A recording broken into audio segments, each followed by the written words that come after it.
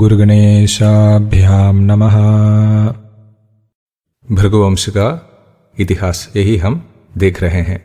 शौनक महर्षि का वंश।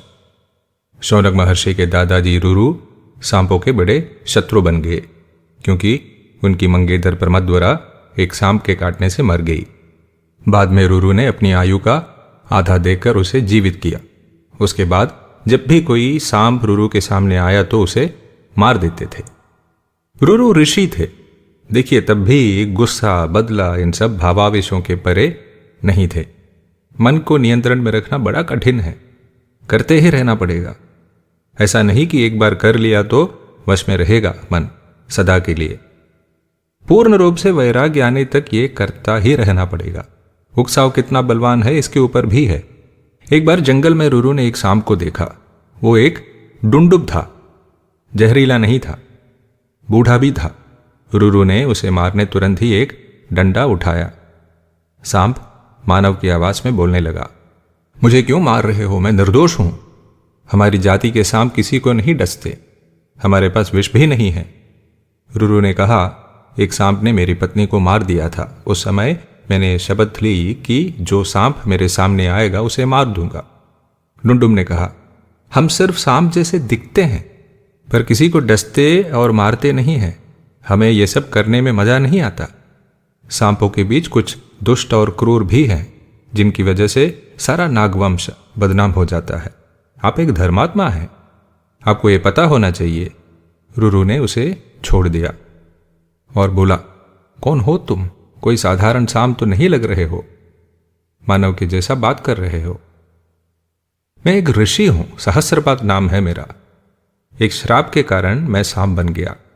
मेरे ही मित्र ने मुझे शाप दिया था, खगम नाम है उसका। मैंने एक बार तिनकों से एक सांप बनाकर उसे डराया था। वो बेहोश हो गया था। वो भी बड़ा तपस्वी था। गुस्से में आकर उसने मुझे शाप दे दिया कि एक शक्तिहीन सांप बन जाओ। मैंने उसका पैर पड़ा और माफी मांगा। गुस्सा शांत होने पर खगम ने कहा, ऋषि प्रमथि को एक पुत्र होगा रुरु। उनके संपर्क में आने पर तुम पूर्ववत हो जाओगे। डुंडुब को मानव रोग वापस मिल गया और रुरु से बोला, अहिंसा परमो धर्म सर्व प्राणभृदाम वरा तस्मात् प्राणभृत सर्वा न हिंसियाद ब्राह्मण क्वचित। ब्राह्मण सौम्ये वेह भवतीति पराश्रुति। वेद वेदांगविन्नाम सर्वभूताभयप्रदः। अहिंसा सत्यवचनम क्षमा चेति विनिश्चितम।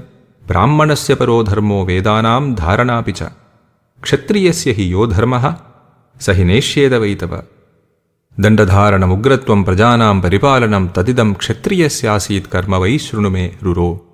जनमेजयस्य यज्ञेऽस्मिन् सर्पाणां हिंसनं पुरा परित्राणं च भीतानां सर्पाणां ब्राह्मणादपि। तपोवीर्यबलोपेताद् वेद वेदांगपारकात् आस्तिगात् द्विजमुख्यात् वै सर्पसत्रे द्विजोत्तमा। बहुत ही महत्वपूर्ण बात है ये। धर्म सबके लिए एक जैसा नहीं है। ब्राह्मण का धर्म अलग है, क्षत्रिय का धर्म अलग है। इसीलिए भगवान ने गीता में कहा है, स्वधर्मे निधनम श्रेयः परधर्मो भयावहः। अपने अपने धर्म का ही पालन करो। आप ब्राह्मण हैं, अहिंसा ही आपका धर्म है। दंड देना आपका धर्म नहीं है, दंड देना क्षत्रिय का धर्म है। लोगों की रक्षा करना क्षत्रिय का काम है। ब्राह्मण होकर आपको कभी किसी प्राणी को हानि नहीं पहुंचाना चाहिए।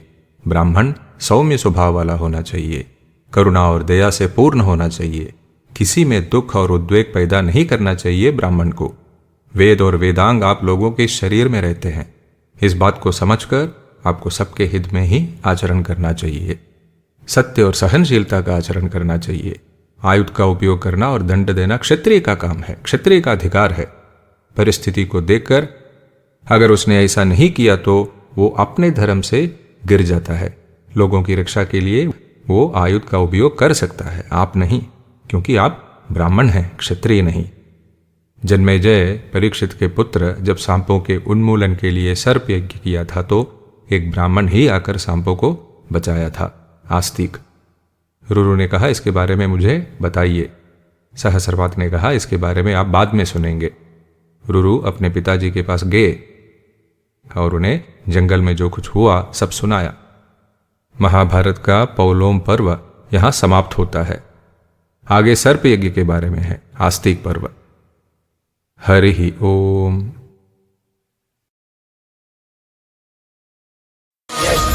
विश्रेष्ठतमं कर्म